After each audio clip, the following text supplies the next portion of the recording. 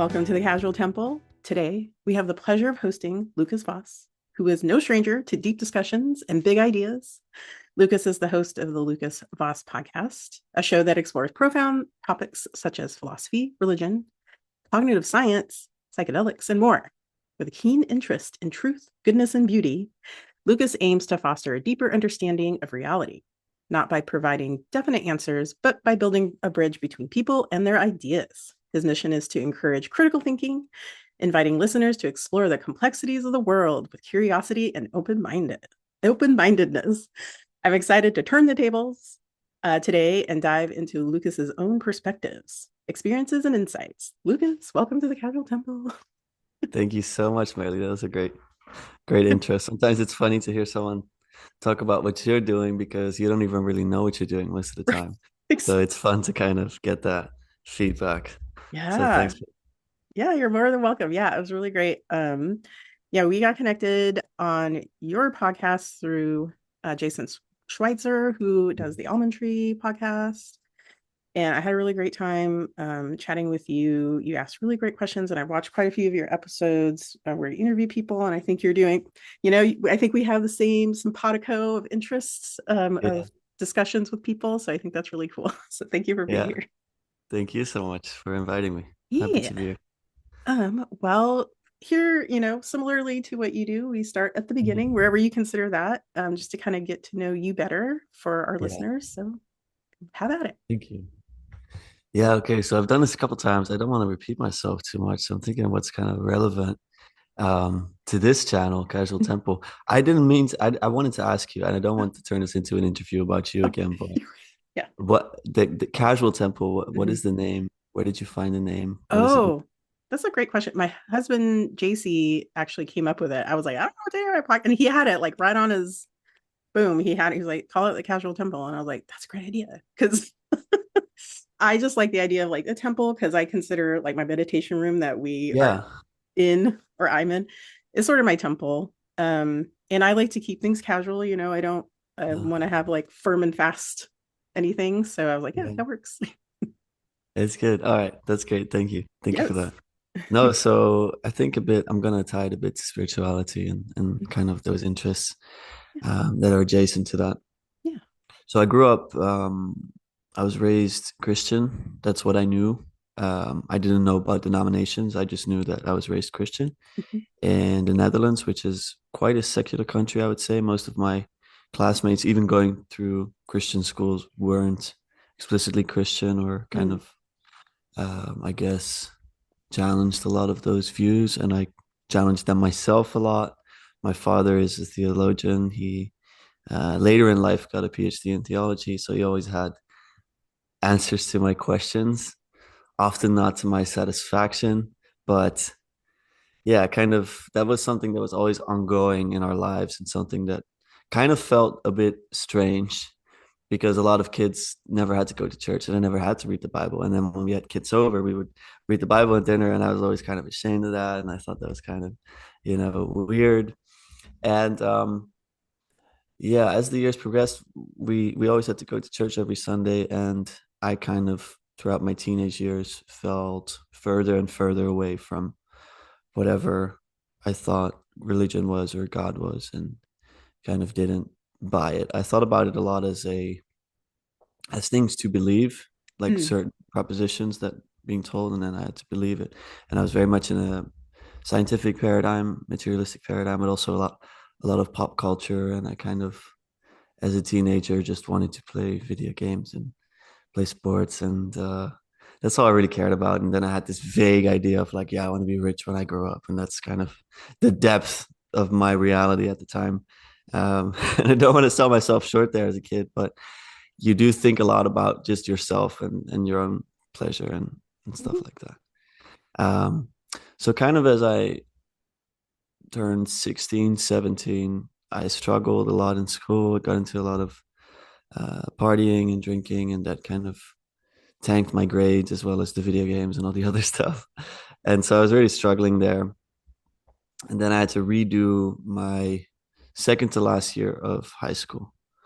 And that really devastated me because I hated feeling like I was falling behind, and I hated feeling like my friends were kind of moving on and I was just stuck. Mm-hmm. And kind of the year that I had been in, so the year that I of high school, that year of people that you kind of grow up with was going away from me. But also those friends that I had were not a good influence on me, and I wasn't on them. So we kind of dragged each other down. Mm. And at some point, some of us had to kind of redo a year, getting into a lot of trouble.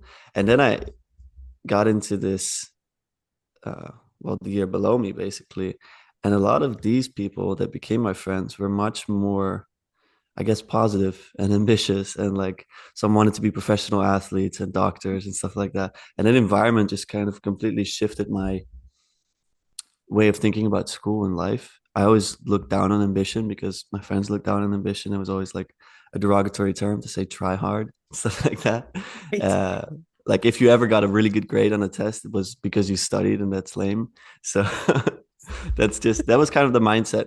And then I got to know these people, and that was very inspiring. And so I got inspired to kind of finish high school. Um, and also through that, through getting motivated for school, I developed intrinsic interest in reading and in um, all sorts of topics. But it kind of started with myself because I was still, very self-centered. So I just wanted to read self-help books, right? So I wanted to like get the best at everything. Wanted to learn how to invest money and wanted to learn to take care of my body as well as possible. To learn about nutrition and these things kind of pulled at me, and kind of that morphed into slowly more and more when I felt the limits of those things in terms of depth. I Mm. got into philosophy and I got into um, reading Eastern religious texts like, well, I started actually just reading Siddhartha. That was it was a very, it was the first time I read a book and I felt transformed by it. Siddhartha by Hermann Hesse, which is, of course, written by a Western person, but it's linked to the Buddha and to Buddhism in general, I guess.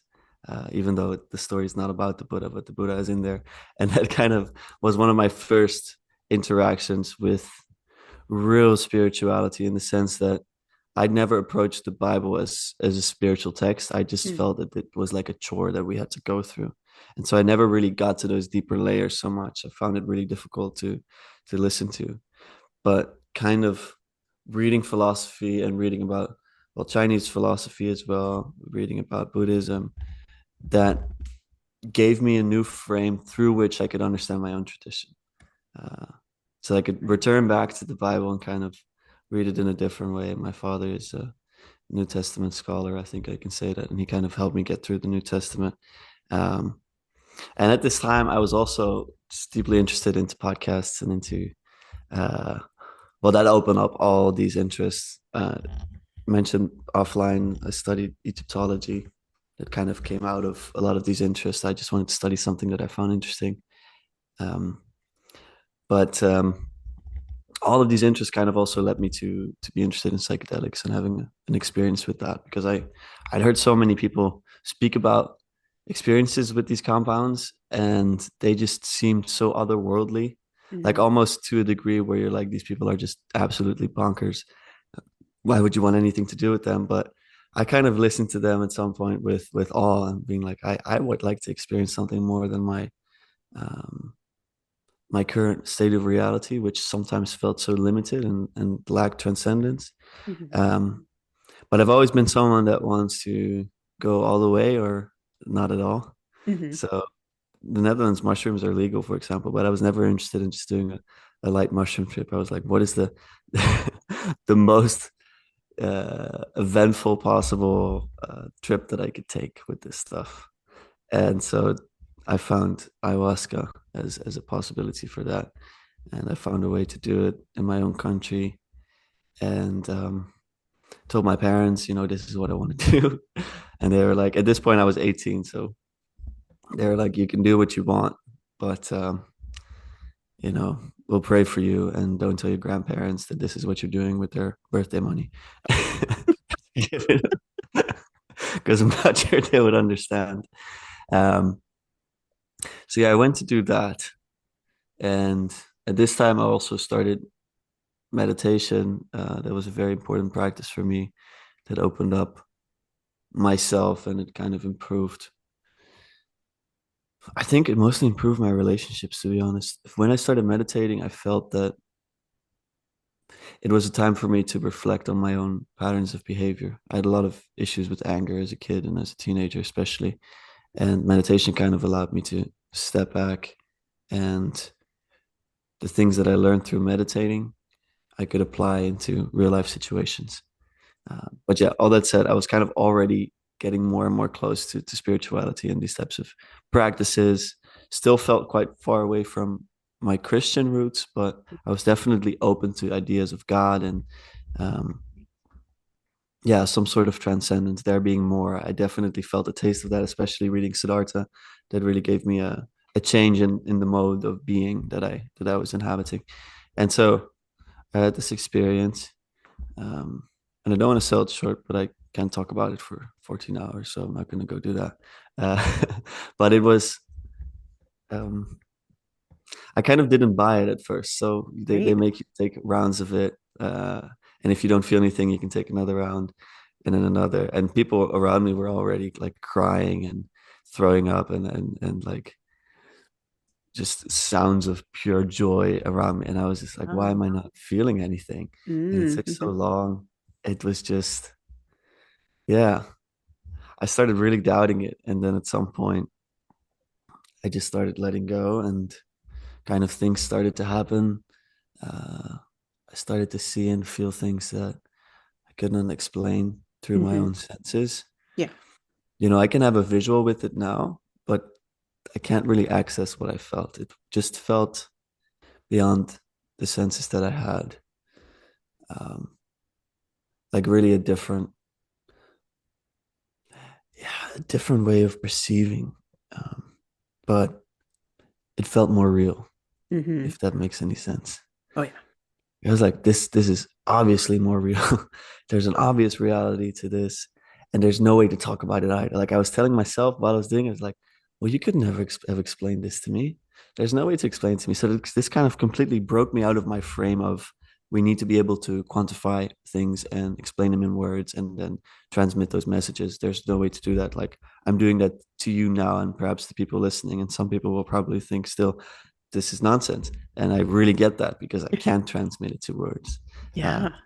so yeah, that was, yeah, that broke me out of things, and that experience lasted a long time.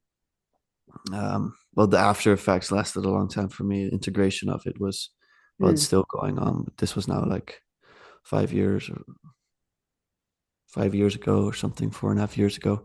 And I also knew when I did it that I'd never want to do it again afterward, because I felt when I was kind of coming down from it, I felt this fear and I felt really in between worlds. And that was such a Mm. scary feeling that I told myself, you've gotten everything you needed from this experience. Like I got a total bliss experience and absolute transcendence in ways that I didn't think were possible.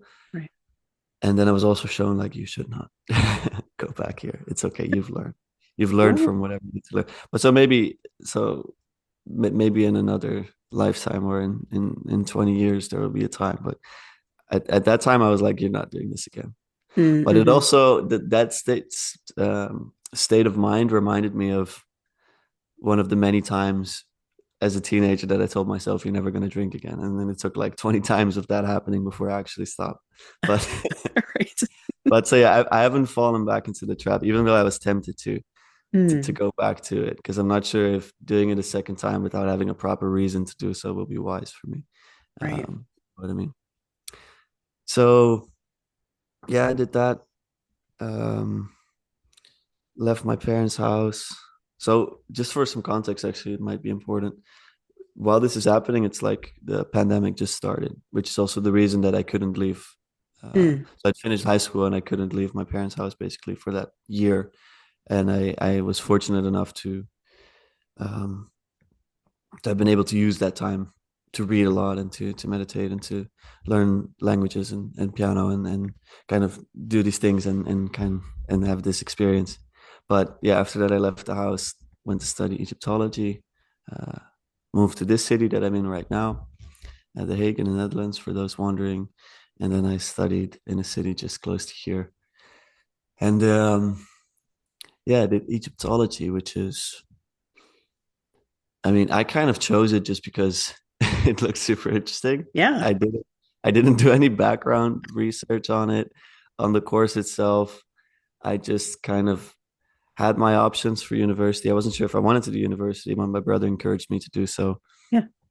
And kind of decided on this one. It was the only one that I thought was really appealing. The other ones, less so for me. They made a lot less sense. And this one was like, okay, this clicks. I also really like languages and history, and I love learning about religion. And so, yeah, it just made a lot of sense. And so I went to do this. Um, it was a lot of language. It was a lot of, I don't know, a lot of history, but that language was definitely the primary thing. And that was very difficult. I think Hmm. a lot of people quit the studies halfway through. I ended up finishing it in the 3 years, just with one or two other people. Wow. Specified in Egypt was just one other person that finished it in three, even though we started with about 20 or so. Hmm. From what I remember, I think it was 38 in the whole program, but then a lot of people specified on Egypt. So officially, the course is Ancient Near Eastern Studies, but most people in our year they chose to focus on Egypt. Hmm. Um, but yeah, it was really difficult. I liked it, especially the first year. I think they do that purposefully to give all the fun classes in the first year Right. and get religion of all these different regions and a really cool history. And then it's just a lot of hieroglyphics, which, if you're going to do it, be aware that it's like a lot different from learning French or something like that. Like it will Hmm. take 10 times as long, it will be 10 times as hard. And I still do not feel like I kind of possess that language. Um, but I can read it a little bit. And yeah, finished those studies last summer. Kind of realized I didn't want to pursue a career in academia for myself because I gravitate more toward people, and I love ideas as well, but I like to find a balance between the two, which is what I like to do on the channel as well. Um, so I love the personal. Like I loved getting to know you 2 weeks ago and kind of seeing the specific traits that make you merrily, but I also like to know kind of what ideas grip you. And I'd like to have that reflected in my day-to-day existence and the job that I do. And I felt like going into Egyptology was too brainy, and it was also the type of work you end up doing with it is often very analytical, and it's not as adventurous as a lot of people may Right. hope it could be. Um, so yeah, kind of took another turn. Throughout all of this, kind of starting my bachelor, I met my now wife. Uh, that relationship was just the biggest blessing, is just the biggest blessing of my life. And I was kind of throughout my studies, since the first semester, I'd say very committed to her. So that ended up taking up a lot of time as well. And so I was not as committed to my studies, but I always did enough to pass everything. But yeah, kind of throughout studying Egyptology, I would tell everyone when they asked me what I do, I would say, yeah, I'm a student in Egyptology. But really, it felt like the main thing that they did was, well, being in a relationship. And the other thing was just reading about a bunch of other stuff and starting this podcast as well throughout those years. Ended up taking so much time and so much, it gave me so much meaning and joy that I almost felt like that defined me much more than my studies. Hmm. Um, but yeah, we ended up getting married last summer right after I finished studies, and it was just wonderful. Uh, I'm very happily married now, and I also realized I just wanted to work a job. I've always liked working jobs throughout my studies and before that, but I just realized I wanted to do something with people where I would be appreciated and kind of something that felt meaningful. It kind of connected the personal and the philosophical together. And I ended up starting a job teaching little kids in school. So there's such a shortage now in my country that they're hiring people that have just university degrees, and they're giving them the option to, while working. So I'm working 3 days a week at a school, having one evening per week of night class, and kind of getting your degree as a teacher while you're already a teacher. So I'm already Right. teaching a lot of classes, and after the summer, I'll be like in front of the class on my own, but you're kind of in training. And Mm. yeah, I started that recently. That only really took off since January. So that's what I've been busy with in the last couple of months. Uh, but I love that. I find it the perfect intersection between the things that I'm interested in, and not as dull as a lot of people make it out to be. I think there's a lot of opportunity when you're teaching those Mhm. little beings because they're so open and they have such a fantasy, and they're so happy to learn if you activate them in the right way. And then the craft of teaching is something that you can become infinitely better at. So that's an appeal for me as well. Right. So that's what I'm kind of doing now, and doing the podcast as well every week. But it feels like the podcast feels like a recorded version that I get to upload every week of kind of what I already do in my daily life. Even Right. just talking with people that I know, like friends of mine. A lot of it is not recorded, but just having good discussions, some more personal, some more intellectual, some more philosophical. Um, I feel it's an integral part of my life, and then I'm very happy to be able to share some of those conversations because I get to listen back to them. I get to speak to people I could have never spoken to. Like we're speaking over Zoom right now. You're in a different continent and time zone. Uh, I've gotten to speak to some of my own heroes that kind of I learned so much from, like teachers for me in my journey through life, and so that's been a great opportunity. So I guess I'll finish it there. I hope that was not too long. Oh no, that was great. Wow. Yeah, there's stuff I was like, yeah, I didn't know that or that. That's really cool. I love that you're a teacher and that you love doing it, and Yeah. that just kind of solidifies like everybody's got their thing, right? Like I don't think I could do teaching, Yeah. right? But you clearly are great, you love it and you're Yeah. good at. So that's so wonderful. Yeah, I'm Um, super happy. Like I don't think I would have liked it. I didn't think. right. Like I never considered it in my life. Yeah. Um I just always assumed it's just not for me, and also managing a whole group of kids. I was always more about the one-on-one, like I'm with the podcast. Yes. Mm-hmm. But I kind of saw it pop by as a job opportunity, and I was like, well, let's just try it. So Yeah. I told them as well in the job interview, like, I honestly don't know if I'm gonna be good at this, but I think I have the qualities to do it. And so they were like really doubtful, and I was really doubtful. And they're like, why don't we sleep on it? You sleep on it as well. And then like 2 days passed, and they were like, let's just try it. And I was like, why not? And kind of did a trial period for 2 weeks, and then I was like, oh, I love this. This is Mm-hmm. awesome. Yeah. Because I actually found out I liked the managing of the group and Wow. learning to be able to um, activate multiple people at the same time, and make them feel heard, even Mm-hmm. though you're the only teacher and there are a bunch of kids, like they're 20 or 30 kids. But if you really do your job well, you can be present with all of them, and they will not feel like they're neglected. Right. But yeah, that about that. Uh, Yeah, definitely sounds like you're a great teacher because it's definitely about the connection piece. That's so great. There's so many things.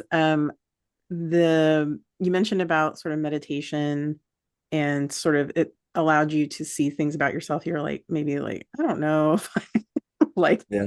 this portion or this is really helping me. Um, did you have any sort of people to help you through that, or was it sort of your own self-study? How did you kind of do your Yeah, journey? it was very basic actually. Like I again, through self-help, I was like, meditation is a good thing apparently. Yeah. um and I just looked up meditation, how to meditate, and it was just it started with a guided 10-minute meditation. Hmm. And they tell you to sit upright, and they tell Right. you to Yeah. visualize the golden string through your spine. And I just really liked that. And then I Yeah. started doing that every day. And at some point, I stopped doing the guided thing, and I just went to do it by myself every day. And oh man, I enjoyed it so much. I kind of don't think I really stopped before that. I really stopped with myself and just sat with myself. My first experience meditating actually was in school. So this was while I'm still like pursuing the partying and all the and all the nonsense. But there was this we had these flex hours. So every fifth hour of the day you could choose what class you wanted. And one of them was meditation. And I just Mm. thought, no way, you get to choose a class where you don't have to do anything. So you just sit down, you have these bean bags, and you can just lie down and you can play your own music, and the teacher will be playing this meditative music. And I loved it. I Yeah. was like, Sounds great. it didn't fit my character at all at the time, but I just fell in love with it. I was like, this is amazing. This is making me feel so settled. Because I was also kind of an anxious kid growing up, and this kind Mm. of really, yeah, it made me relaxed, it made me calm, and it made me, I don't know, it kind of shifted things for me. Whereas before I always thought, what happens outside, what happens to you. And I felt like Mm. I'm also Mhm. letting it happen to me. My internal um I don't know, things were happening internally that I felt like I couldn't control because I thought they Mhm. were happening to me from the outside. But actually, meditation taught me that I can go inside, control my breath, gather my thoughts, and get through difficult situations and staying calm. And I Mhm. kind of have carried that with me ever since. So, no real guidance. It was kind of trying to do it myself, Yeah. which for better and for worse, I guess, because maybe I could have gotten more tools, but it's proven itself to be very helpful. Yeah. Oh, that's cool. I love that your school like actually had that option. I would totally do that too. Like, It's yeah. awesome, right? I think it was just this one teacher who went up to the board and was like, we need to do this. And they Yeah. were like, fine, we'll give you an opportunity. So I'm grateful to her. Oh, that's so cool. Yeah. Um, yeah, just thinking about like, because I have nephews and I see, I go to their school events and stuff and all the kid energy everywhere. And it's Yeah. like, I feel like they could probably use a little They could use bit. they could use yoga as well. I would love to see that Yes, happening. that would be amazing. Yoga for little kids. Oh my gosh, getting all that Mm. energy, just like, yes. They're also so mobile. They'll probably be able to do poses that I would Oh my never dream of gosh. being able to do. Yeah. I And it would wish like, I was exposed to that. and if you get them started young enough, they could probably continue doing those poses, even if like they don't practice as That's much. what I mean. Yeah, that's why I Yeah. probably lost it. I'm Okay. really sad about that because now it's just taken me years to Oh my get just gosh, right. 2% better in terms of my flexibility. It feels like. Yeah. Oh yeah. And I did want to ask you this question because you mentioned it on when we had our conversation on your podcast, and I was like, Mm, I wonder how this is different. So you, because I was explaining sort of the Christian situations that I grew up with as an American, either like yeah, fundamentalist, sort of, whatever was going on there. And you yeah, were like, oh, it's more like Christianity is more relaxed in the Netherlands. And I wonder if you could like, how is your perspective of like, how is that different? I guess. yeah. Thank you. Yeah. Well, I almost described it as boring to you, and I didn't want to do that because I felt bad about that. And I know that if my dad's watching, I'll probably get a little bit upset about it. Oh, But um, I kind of my perception of church growing up was always just that it was super low key. You sit back, you listen to the sermon, you kind of sing the song. Sometimes you stand up, mhm, and then you go about your Sunday. And there was very little ritual involved when I mm, grew up, and there were very few extreme forms of it from what I know and knew at the time. Like most of the types of Christianity that I was um, interacting with as a kid were mostly Protestant, so quite modern, giving their own twist to it, much less ritual. So yeah, in a way more relaxed, for better and for worse, because people, when they don't have real experiences, they end up mm, going away from it as well, which is what I did. I felt like nothing was happening. This type of transcendence that I was longing for, and got to a degree through psychedelics. I felt like I could never get into church because it was so you know, relaxed. But it also means there's less, I think there's a lot less cult like behavior in the Netherlands. Um, Whereas I'm sure that sensationalized because this is the stuff that ends up on Netflix. But whenever I Mhm. see some sort of a cult type of thing, it's always in the US and it's become Totally like a is. joke. It's like there's all these things that I look at. Like yesterday, me and my wife were just watching this video of this. There was a gender reveal and there was a crocodile kind of biting through a balloon, as a gender reveal, just like as a video. And I was like, this happens in the US and maybe it wouldn't even, get catch the news or something. And here, if it would happen, even in 100 years, we would still be talking about it. Because like that's stuff that would just never happen. So I feel like people in the US are the ones that, left with the boats and went on an adventure. And we're kind of the, you know, people that didn't take so many risks. So I think that might be a bit reflected in the churches we have, I guess. So that's maybe a theory about it. That's a But yeah, very that's kind way of putting it. It's like, but I like that perspective. It's very interesting, but it's very, very generous of you. Oh man. I think you're right. Yeah, and I'm thinking of that. I'm gonna have to think on that for a while because I do think that's an interesting perspective of like more, more yeah. crazy people that are lower than just like left. I don't know. Yeah. I don't know, but yeah, but it's again, it's for better and for worse. Like I love Yes. adventure.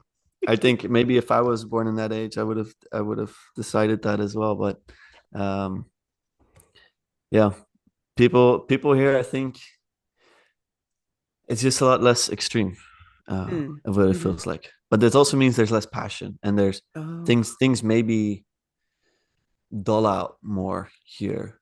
Mm. But yeah, there's a beauty to the American spirit that I like as well, coming from a European perspective of, as I told you, I grew up not liking ambition. Like I grew up, they told me that I was going to be tall as a kid. And I was like, I don't want to be tall. I want to be normal. You know what I mean?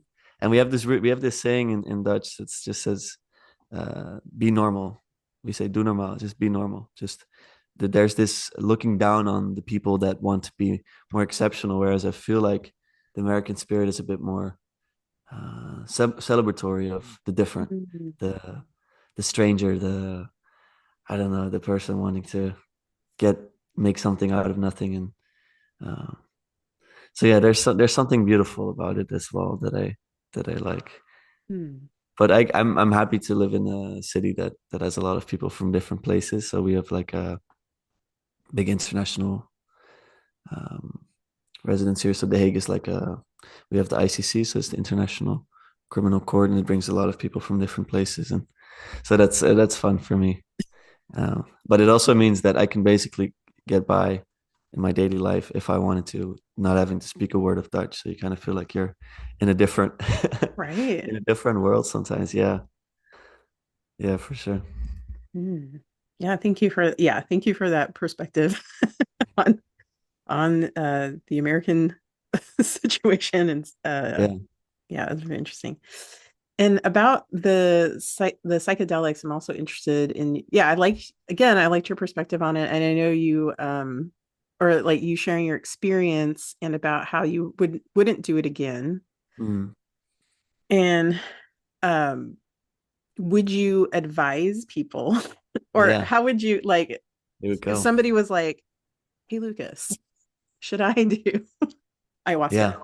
Yeah, Like how would you have that conversation? yeah. I'd like to really know someone before I can answer that question. Right. So I think it's so dependent on who you are, what you're looking for, and what your motivation is. Um, so I'm extremely hesitant. I barely speak to it about people that I know. Right. Uh, yeah, with people that I know. Sorry, and if I know someone really well and I really feel like they're kind of stuck in a frame, and Mm. I also don't really recommend it to people that are in crisis mode, for Oh, example. I'd like yeah. people to be relatively stable and being able to go through that. But Hmm. there will be the rare occasion that I will tell someone maybe about my own experience and suggesting that perhaps something like that could be beneficial to them. Hmm. Um, but I'll tell you, when I just did it, I immediately was like, everyone should do this. We should give it Of to everyone. course, yeah. This is a very common perspective that you get from it. But as I Hmm. thought about it more and more and started to research as well how they kind of dealt with it, throughout the ages, and how more traditional cultures deal with this type of stuff. How some um, in South America, for example, only the shaman would take it sometimes. It's Right. kind of wasn't even for the people wanting to be transformed. Yeah. So I've become a lot more hesitant about that, but I find it unfair, and I have seen people do this, to be like, well, I've gotten this great thing from this experience, but it's not for you. You're not going to be able to benefit from it. I think there's also something that I don't that I feel like is missing the mark a bit with that perspective. So Mm. I really let it depend on the person that I'm talking to, and try to know them as much as possible to give a good advice about it. Hmm. Yeah. Yeah. And that's very measured advice for sure. I've had Um, to think about it a lot because, yeah. at Um, first you really do want to tell people, just go. yeah. And I like that you were like, everybody should like immediately out. Yeah. Like, I totally get that. Like, everybody should do this. Yeah. It'd be so great. Yeah, because my husband and I have had this conversation because we haven't done any psychedelics. Uh, Um, and not to say that if the opportunity and the right circumstances, maybe, but I think yeah. he and I are of like, well, just doing meditation, and we just have just strange things that happen anyway. Just I was like, gonna say, yes, especially if you do Kundalini, I mean, yeah, I don't know if there's a big difference at some point, you know? yeah. Um, I think my perspective, like I said, I haven't done anything, is that just doing sort of the meditation or any of the energy work, it's like you get a softer version, you Mhm. know? Yeah. But you really have to like sit in it and like really trust that what you're getting is, something that's real or something meant for you. Versus where it sounds like when you're doing like a more like a psychedelic, it's very you can't deny because like all your Yes, senses are firing. exactly. You can't escape it either, Exactly. you know? Yeah. So that's interesting. Yeah, I like that you walked us through your experience with that. I was curious about you guys because you Yeah. mentioned that you both have kind of this, well, your husband especially, this Hmm. tendency to just get into these type of states Yeah. and see things. So um, I think I wasn't sure if you had Hmm. experiences with it, but in some ways, again, it doesn't maybe matter so much Right. Yeah. because you're still someone that is able to experience these levels of reality without needing the substance, which is such a modern thing, right? To need a substance to Right. get an experience because we're so all about the material. Yeah. Which Um, is, I think, why we're looking at history that way as well. We want to find out that they did psychedelics, because that's our exactly. only way to conceive of transcendence. We're like, no, wait, it's just through meditation. Yeah. You have to take something and then have it, right? Instead of Uh-huh. like Uh-huh. it being There has part to of be your, there has to be cause and effect. That's the yes. way that you think about it. Where's the chemical? Yeah. Like give it to me. Mm, Um, and you mentioned as you were talking, and then also in the you did I don't think I mentioned that on yeah, camera, but you did a presentation of Egyptology essentially yeah. on another podcast, and you shared it on your channel, and I watched it, and it was really super fascinating. Um, but you and the other two hosts were kind of talking about sort of materialism, and what came to my mind is, again, there's this astrological magician named Christopher Warnock who's Uh, like, I follow all of his stuff and he's amazing, but he talks about this concept of atheistic materiality, or no, wait, atheistic materialism.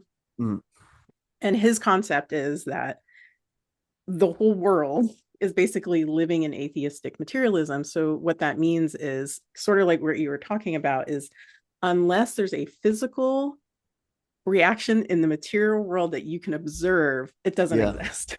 Yes. Yes. Exactly. Yeah. That's exactly what it is. Yeah. And for him, he was like, even people that are in certain religions or spiritual practices, they don't understand that they are living in atheistic materialist universe reality.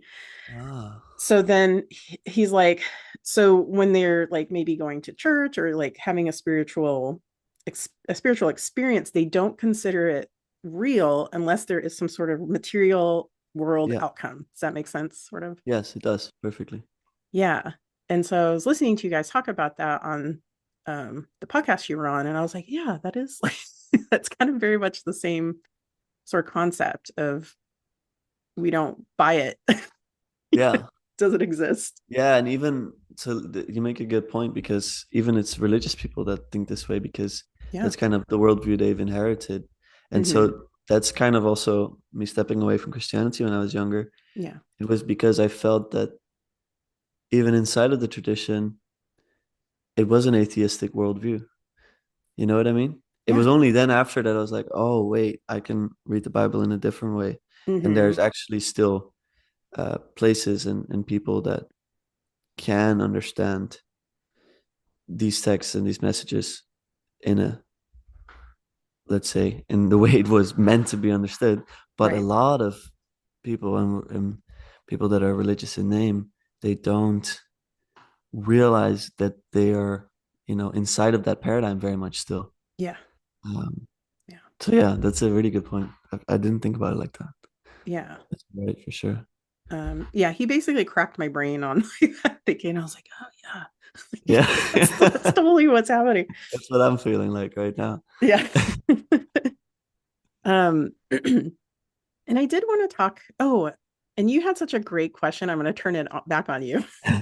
So like, and I know you ask this a lot of your guests, Okay. but what is your concept of like metaphysical beings or gods, Ah, angel? Like, what is your take on it?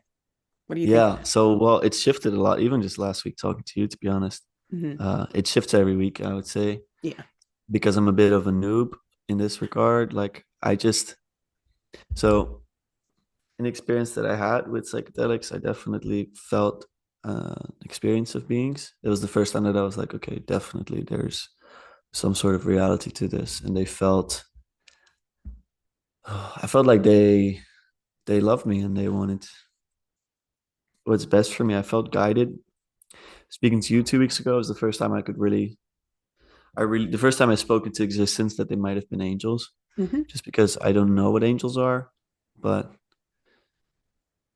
they felt like they were guides and very positive. I know that there's more evil type of beings, but then speaking to Jason, he was like, maybe using the word evil and good with these beings is not the right way to understand them. Mm. That got me thinking as well. Um, then gods, I don't. So this is also what I mentioned to you 2 weeks ago, is that I don't know if we need to understand all of these beings and categorize them in, let's say, tens or hundreds or thousands of different categories, Mm. or if it's much more simple than that. I haven't been able to figure that out. If you do look at depictions of them, of course, there's manifold type of manifestations and ways people describe them. But I think it makes sense that different cultures would give different names to the same phenomena. Um, so my take on it right now is that there's definitely reality to it. Um, not atheistically, materialistically measurable, but almost for me undeniably real. Um, then they also have good and bad sides, I would say. Hmm. And then I'm also wondering if some of these beings are or used to be human beings, what the Hmm. relationship is to that. Are these types of entities stuck in a level of being that um, we could transcend, or Mm. that, is it so that, for example, angels can never become like us? That there's another question that I have, or is more like these are our ancestors and they're kind of watching over us or haunting us. So Yeah. bunch Yeah. bunch of thoughts there, and then Egyptian gods. I thought about a lot about. I think the gods in Egypt, in their own understanding, were the same as the gods in the Greco-Roman world, for example. They could translate between them, as well as Mesopotamia. That was a very common occurrence that they would just see this and this, and they would be aware that the depictions they had of the gods weren't the gods themselves. They were definitely aware that it was more than that. But there's also a degree to which it feels like, from their perspective, the Egyptians I'm talking about, um, some of those gods' existence depended on us. Mm, So us mm, giving them attention and sacrifices made them alive. right. I think that might be true as well. So yeah, that's a in a rough draft what I think about different beings. But yeah, again, I'm a real noob and I don't have really a framework yet for it. I feel very Christian in who I am, but I Hmm. don't feel like Christianity provides an adequate framework for understanding all of the strangeness Mm. that I feel is real. I think that might be out of precaution so that people don't experiment with it too much. Oh, But right. Yeah. I'm too curious of a mind to not. Yeah. So that's kind of where, where I am. Oh, yeah. Yeah. Thank you for sharing that. Yeah, definitely. Like, I totally um, sympathize with like the changing idea of it because, yeah, as you go along, you're like, well, there's a new hook into this, and I'm Yeah. not exactly sure. Yeah. Um, but for me, it's helpful to think on those things just so you have a place of reference, right? Like Mm. somewhere to go to and be like, I think it fits here. We'll Yeah. see how it goes. Yeah. Um, oh, and there's something you said about definitely like I think maybe in your ayahuasca experience, but something Mm. about experience, right? Like these things, you can't really understand them by talking to somebody, reading it in a book. You have to walk it. You have to like Yeah. go through it. Yeah. And then, if somebody else has had a similar thing, it's a lot easier. You're like, and they're like, yeah, yeah, Yeah. yeah. Yeah. Right. That's the only Yeah. time you get it, right? Exactly. Yeah. And I also wonder about if we're able to experience entities that ancient people were able to Mm, experience. So one of my big inspirations, someone that I learned a lot from, he's a cognitive scientist at the University of Toronto, and he's been describing experiences that he's had with the god Hermes. mm. Or Hermes is a god, right? Yeah, yeah. Oh, yeah. Messenger, yeah, messenger god. And I was wondering if his experience with Hermes is similar to the ancients experiencing Mm. Hermes, or if every Hermes is kind of a little different. You know what I mean? To what degree Yes. is are these entities objective, and to what degree are we kind of is our subjectivity creating them? Or I definitely don't think it's a either or. I think Hmm. it's somewhere in Yeah. between.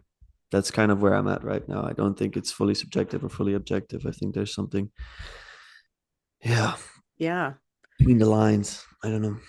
Yeah, I'm totally in agreement with you about that. Only because, there is sort of the overarching idea of what Hermes is. But my own experience with Hermes and that particular energy, I Yeah. do think when it interacts with me in particular, it uses things that I understand. Like there's a Ah, personalization with it. I don't know if yeah. that makes sense. Yes, it does. Um, and it's weird. The way it interacts with me is more like jokey and like fun. But that's who I am. So of course, to get my attention, that's how it's going to interact with me, right? So, And that is what Hermes is. It's like very much yeah. into that. So And how does that contact manifest?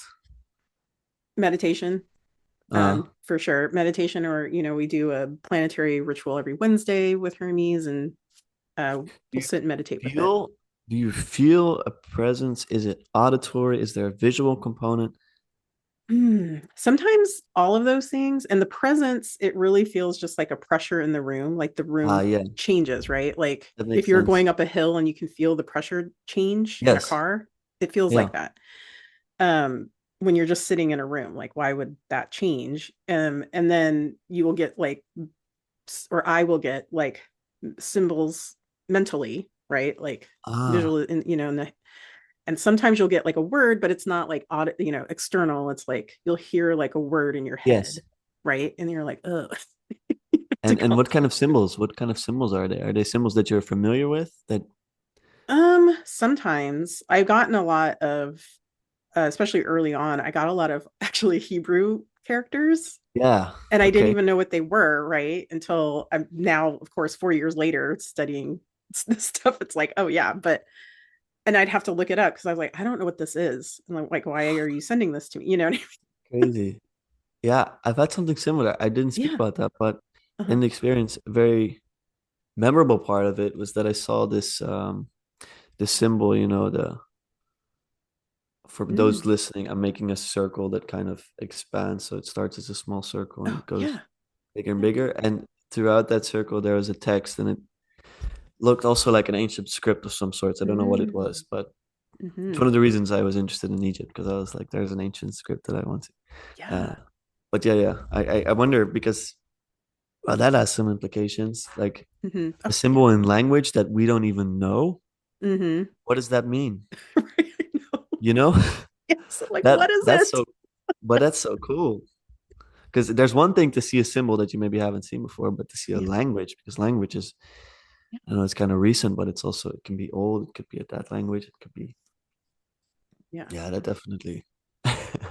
And like even with the symbol that you were shown, did you know exactly what it was then, or do you even um, know what it is now, or is it something you just kind of contemplate as you go?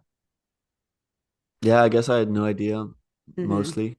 Yeah. Um, they say that some people say that your experience of, or whether it be psychedelics or types of meditation, sometimes you can influence them a lot. Or Mm. people that Yeah. read a lot about UFOs, they start seeing UFOs type of thing. That's But right. I Yeah. wasn't exposed to any of that stuff. Like I literally went into it with I have no idea what to expect, and this was before I really started doing heavy reading into things and reading Hmm. Carl Jung, for example, who works a lot with mandalas and um, but yeah, all sorts of shapes and colors that Yeah. I'd never seen before, and symbols and um, Hmm. yeah, definitely started making me think like, okay, so a lot of these artists they kind of receive Hmm. Yeah. instead of make up something. There's universal patterns, there's a reason, there's a tree of life and all these different cultures. I don't think one person kind of made it up and then just like traveled everywhere and showed it. And I feel similarly about dragons and about Oh, yeah. um the flood represented everywhere. I think maybe there's a material reality to some of this stuff, but I Hmm. also think a lot of it is universal patterns that Yeah. you can pick up spiritually, Hmm. you know? Yeah. Yeah. And I definitely, that's such a great way of putting it. And especially, I have this thing about the symbols, right? Like like hieroglyphics, talk Yeah. about Egyptology. Yeah. Again, it's those symbols are not words for reasons. Like they can represent words, as you know, Yes. but or letters even. But Yeah. like there is something about that symbol that you can expand, like you feel it, you might get like an Uh-huh. impression, there's like Uh-huh. more to it than the Yes. word or the You see meaning. through the symbol, through Yeah. reality, that this is expansive. Yes. Yeah. So I don't think that is a mistake, or not that is a mistake, but there's a reason why people are shown that when you connect with this stuff, right? Yeah. Because they don't want you to think in the material atheistic materialist Yeah, yeah. letter frame, They're right? giving you a way to break out of it, Yes. Yeah. even though you still have your senses. Yes, It's exactly. like poetry or a song. Yeah, That's exactly. cool. Yeah, I Yeah. didn't think about symbols like that. Yeah. They're like Because referring beyond words. mm-hmm. um because yeah, definitely like when you're describing, I was like, yep, yeah, definitely. And I see all the time now I'm investigating like, my mother's Filipino. So I'm trying to Yeah. figure out like pre-colonial, what was going on in the Philippines, all that stuff. I'm being shown like symbols and not letters, but like symbol language that I was like, I don't even know what this is. You know what I mean? Ah, And and it's of course it's too quick for me to like jot it down or anything, but I'm yeah. like, but I'm being shown it, right? And of course my analytical mind is like, but I want to know what this means and what are you trying to tell me? And da, da, da, da. Yeah. But I think it's just you kind of just sit with it and Yeah. as it goes, it'll like Yeah. potentially Maybe it's reveal. also not so much about what it's going to mean exactly, and you're Yeah. going to look it up and be satisfied. Maybe it's more also showing you, this is Yes. what we're able to do. Yes, Pay exactly. See, attention. that's such a great, yeah, perspective on that for sure. Oh, wow. Yeah, symbols. So segue Yeah. into Here we go. um Egyptology, because I did watch, yeah, I watched that interview. I loved it. I think people, if you're interested in Egyptology, definitely watch Lucas's presentation on it. It was really Thanks. cool. Um, and I do think it was funny because, like, as you were talking about, yeah, I'm going to study Egyptology as like a young person. I'm like, yeah, you want to go and be Indiana Jones. You want to go and Yeah. like, get in there and be all Yeah. active, but it's a lot of book work. Yeah, you're just in the books. I Yeah. mean, when you do your master's, if I would have done my master's, I would have actually gone to Egypt. But even that trip, I've heard you're writing essays most of the time. It's like, Why? what's the Ugh, point? So, yes. yeah. Oh, that's such a bummer. I mean, I get it, right? Because the language is or the hieroglyphics and everything is super Yeah, important. yeah, But still, it's like, dang. I know. And I feel that it really hashes out a lot of the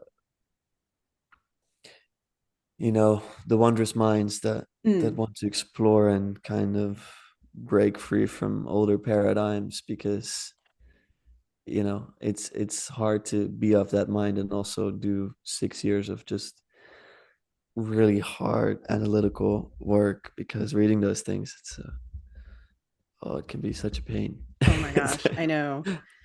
And you layered it so well in your presentation because you're like hieroglyphics, and then all the way to like there's a cursive version Yeah, of the this, cursive and I is was like, oh my gosh. yeah, if you think hieroglyphics are hard, the cursive is just a different beast that I did not know existed, and I'm sad Right. it does. Yes. Oh my gosh. Um, so I did want to ask you, so what about the Egyptian gods? Like there was must have been something that attracted to you. Like uh, I know it sounds exciting to study Egyptology, but yeah. what do you think they are? Like what attracted you to them in particular? That kind of Mm. thing. Yeah, I think that Egyptian religion is interesting because it's like I told you, I think when we spoke, there's no atheists in Egypt. There Mm, weren't. right. The religion is kind of not an option. And it's the truth that you just live inside of. So everything is interconnected. The gods are everywhere. The gods are man. How did I hear someone describe the gods in Egypt? They're kind of when I grew up, they told me that in Rome and in Greece, the gods were kind of the weather. So Mm, look how stupid these people are because when it rains, they say it's a man deciding that it's gonna rain. And I was just like, I bought it as a kid, but now I'm just thinking about it. Like, how would you destroy a child's fantasy like that by mm, saying that stuff? And also just get it so wrong because, you read Plato, one of the most brilliant minds of all time, and he believed in the gods. And to think that he's just some superstitious, uh, you know, I just think it's this is the type of sentiment that bothers me about the modern age that we would just like we think we know better after millennia of people clearly saw there was more going on in terms of beings. And mm. anyway, Yeah. this rant Yep. over. the what appealed to me was kind of this interconnected way of viewing the world and this undeniability of it. That's always been so fascinating to me because to me there was always a doubt. And I felt like I was born into an age of skepticism, Hmm. and the Egyptians kind of just lived in this truth and they didn't feel the need to explain it or rationalize it. And so I have been throughout my studies trying to understand that worldview. I Mm, think that's what pulled me to it. Um, it's not like do the gods exist or is there any reality to them? That wasn't the question. It's like what are they? What is the relationship between people and them? How do these oracles work? Um, how do the gods influence the people, and how do the people influence the gods? And um, hmm. yeah, this this intrigues me still. I don't I don't know if I've gotten much wiser about it, as I mentioned in that podcast, because Yeah. it's very far from us, but it's endlessly fascinating to me. Hmm. Yeah. Yeah, it's always yeah, the Egyptian gods are always fascinating. Everybody's Mm. pretty much gripped by them. And I like that you said like, oh, you know, the people before us were really dumb and we're the smartest ones on the planet. And it's like, well, if they were so dumb, why are we here? You know what? You Yeah, know what I mean? Like they did all the and we're here all yeah, that millennia later. So they didn't yeah. weren't totally dumb. No, and also we're the ones that are anxious and depressed and don't know what the world is about. Like at least they had a framework where they were kind of their lives were meaning filled, And so Mm-hmm. meaning is undeniable. Right. And we're kind of needing all these little tools and gadgets to try to get closer to it. So Yeah. we're in a wisdom famine, and they I feel the ancients were much wiser than us. Mm-hmm. Not to like, and there's so many things about this age that are wonderful, and I don't think Yeah. anyone would choose to live in a different one, Mm-hmm. um, unless it's like for a day and you get to see how the pyramids are built. But Yeah. but you know, in general, I don't want to be one of those people that just kind of trashes all over their time. But in from a wisdom perspective and meaning, there Mm-hmm. is a different time. Yeah. Yeah, definitely. Yeah, it would be cool just to see like just a day. Like, how are you Oh guys doing man, this? just give me a day, please. Just I want to would be see. so happy. That's all I want. But not just Egypt. I want to go everywhere. I want to see them all. Yeah. Yeah, it's This is very my cool. this is the thing that the itch that I know never get to scratch. Unless I'm really lucky and I get just time warped into a different life. I'm Yeah. to it. Oh What man. would you do if you could go to any time just Oh for a my day, gosh. any For a place? day. Yeah. That's such a great question, Lucas. I don't even know if I have a good answer. Because all these things are like, I would do this is like, but one Yeah. time. Yeah, I don't know. You can give a top three as well if that's I have I a lot of stuff. guess. Let's see. I guess I would like to see, well, there's sort of like sort of certain ancestors that have communicated to me through Ah, yeah, meditation. yeah. And I've seen a little bit of glimpses of sort of what their lives were like, but it would be kind of Really? cool. Yeah. That's so Um, cool. So what answer from the Filipino side oh or gosh. Yes, mainly because I did this particular ancestor work, starting yeah. with my mother's side. And like one was this very ancient ancestor. Like she wasn't even discernibly like Filipino looking, Ah, if anything. And then she showed me like where sort of in modern day, like on the map where she was located, and it was like ah. Turkey and like what was it, like Turkey and Russia. She kept bouncing between, like they were Wow. moving, right? Nomadic. Noetic. And then she showed me like what they were wearing, and it was like literally like almost cave person, like furs and stuff, right? And she had big Oh, curly hair, paler skin. Well, not totally paler, but anyway. yeah. But and she was like the leader of like this small group of people. Mm. But she was like kind of the shaman, the leader of this particular group of people. And so what I got was like ancient, like thousands of years previous, which was weird. Wow. And but I would like to see a little bit more about her. But what was weird about that, but very cool, was like the energy of who she was. I can see her in my mom, my sister, like the women in the family. I can see Yeah. like from all that time, like that same sort of energy is like there. It's very weird. Wow. So I would love to see, like, she showed me a little bit of her sort of what she does and stuff. It'd be cool to like just like, what are you guys doing Yeah. over here? And I wish I got a little glimpse of that. I think you can. You just gotta like reach in there and see what's going on with your ancestors if you're I would interested. love to do that. Yeah, it would be Yeah. really cool. Yeah. Um, but yeah, I think sort of visiting sort of the certain ancestors and get a little bit knowledge would be really interesting. But yeah, I would maybe give up one of those to go see what was going on in Egypt for sure. Yeah. Yeah. Yeah. There's just also just seeing a city and Yeah. kind of, I mean, supposedly, well, the pyramids, but also in ancient Greece and all of these structures, they had a lot more color because now a lot of the Yeah. color is eroded off. So we That's just right. assume that's what they look like, but they're actually extremely colorful. And yeah, I'd love to see them in just a perfect state.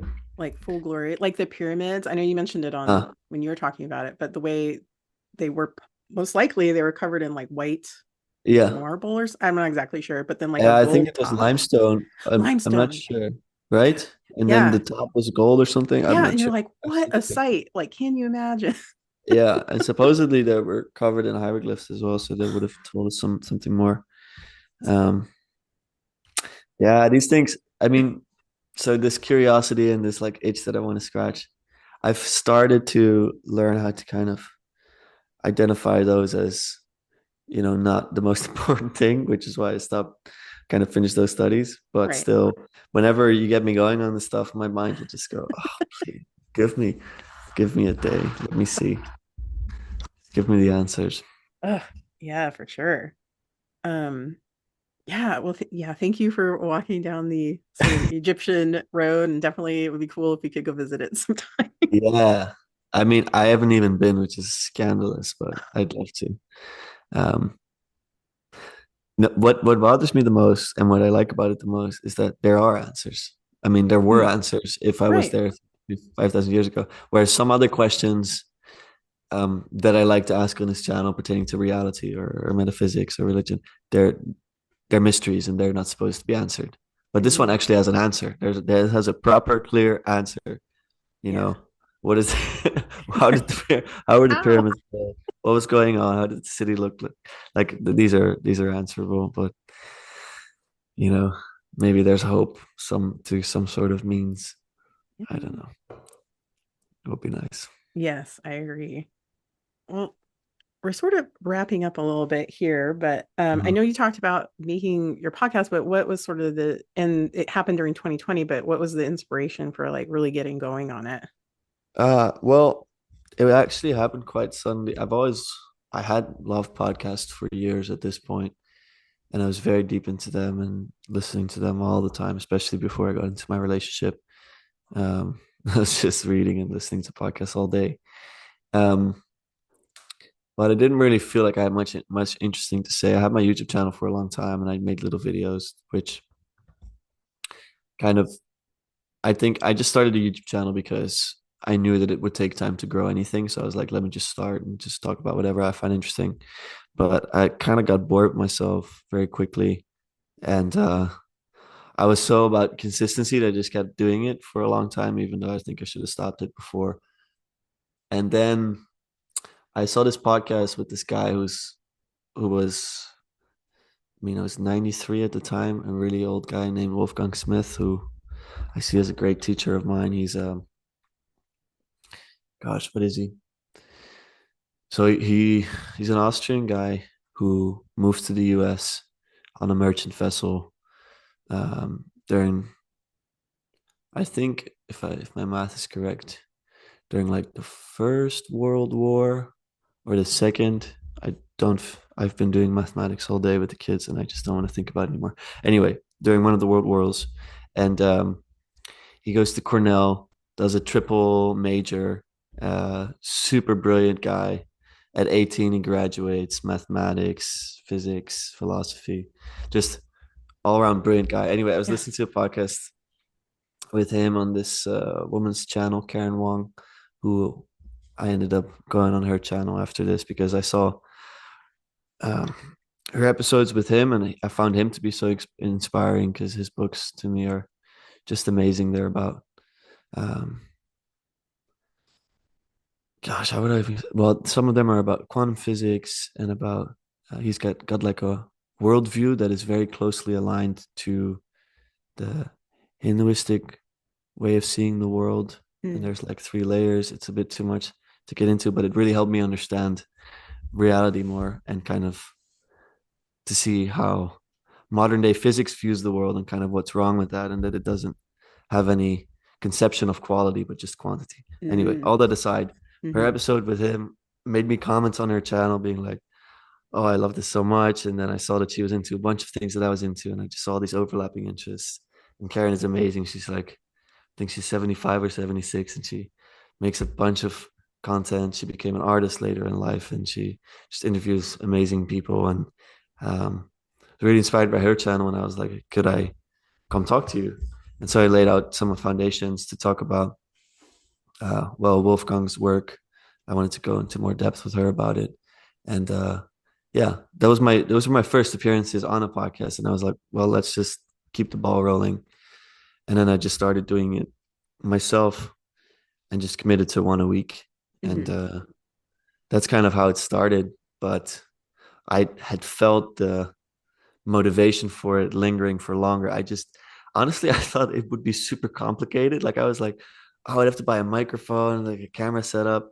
And I mean, if I could show you my setup right now, this microphone doesn't cost a thing. My phone is my webcam, and my $200 laptop is, the whole thing. And there's like a lamp here that just sometimes works and sometimes doesn't. And like, it's actually not complicated at all to set up a podcast. It's super easy. But I just Mhm. had that built up in my mind. Like, there was all Right. this barrier to it. And like, oh, I would have to talk for so long. And I started doing it and it just felt effortless. And I love learning from people. So um, it's been such an easy habit to keep up because of all the joy and the lessons I get out of it.